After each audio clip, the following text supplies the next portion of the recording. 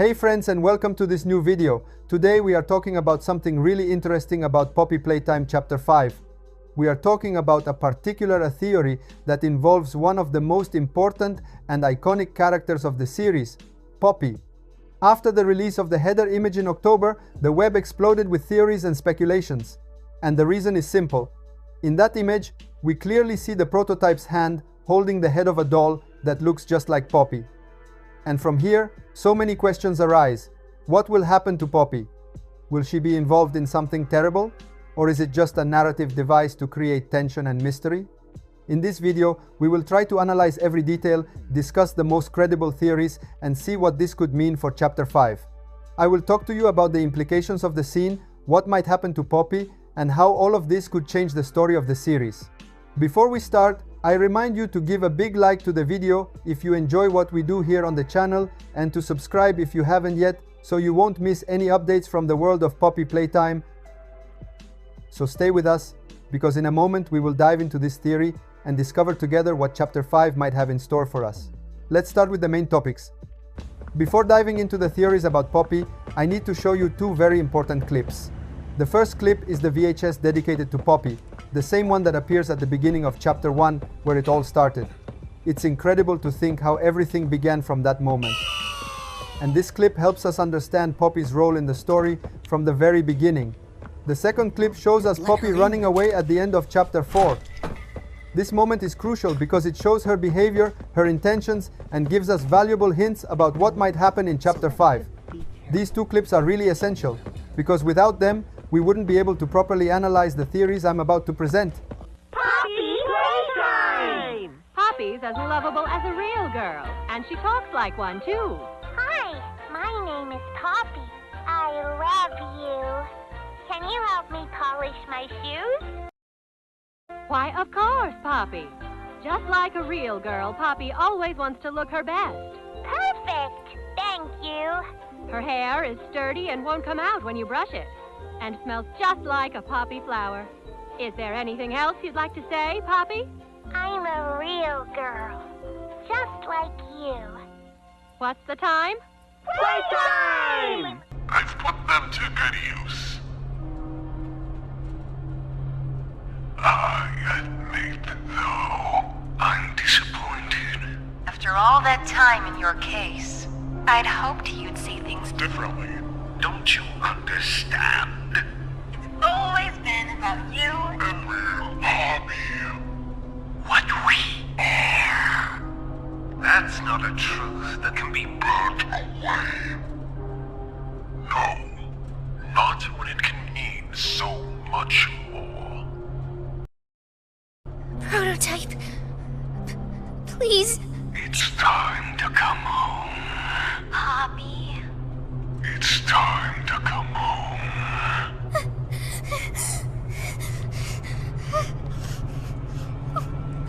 I can't go back in the case. I can't. I'm sorry.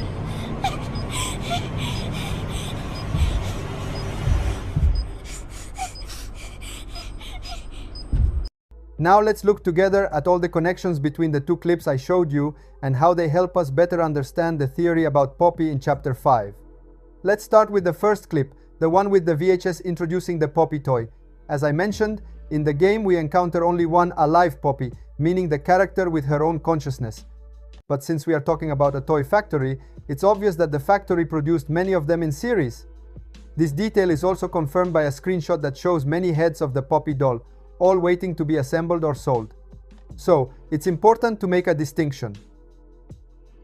Poppy as a conscious character is unique, but the Poppy dolls exist in many copies, even if they are completely inanimate. This is a detail that may seem small, but in reality, it's crucial to understand what the Steam header image might mean. Looking closely at that image, we see the prototype's hand holding the head of a doll. At this point, it's essential to ask, is this really the head of the real Poppy? The answer could be no. Considering what we know, that head could very well be just one of the many dolls produced by the factory, not the real character herself. And here comes a very interesting idea. The fact that the prototype is holding that head does not necessarily mean that Poppy is already in danger or has met a terrible fate. On the contrary, this image might be trying to convey a different, more subtle message. The prototype is looking for Poppy, and the doll's head is just a clue of his search. In other words, that scene shows us that Poppy is his target, that she is still alive, and that her presence is crucial for what will happen in Chapter 5. In short, connecting the first clip of the VHS with this image, we can start to understand Poppy's crucial role in the story and how the series plays with our expectations. Dolls can be misleading, but the real character remains unique, and the prototype seems determined to find her. Now let's move on to the second clip, the one where we see Poppy running away right after the phone call with the prototype. This moment is really significant because it shows us Poppy's determination not to be captured.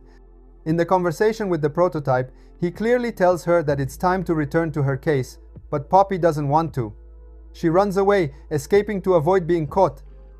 And this shows us that even though the prototype is powerful and dangerous, Poppy still has the ability to act and make her own decisions. At this point, a fundamental question arises. Will she really manage to escape, or will the prototype eventually catch her? Looking at the header image published on Steam, we can assume that the prototype will definitely continue to chase her. The scene suggests that if he is chasing her, Poppy has not been captured yet. This leads us to a very important conclusion. The head we see in the prototype's hand is not the real Poppy's head, but probably that of one of the inanimate dolls. However, this does not mean that Poppy is completely safe.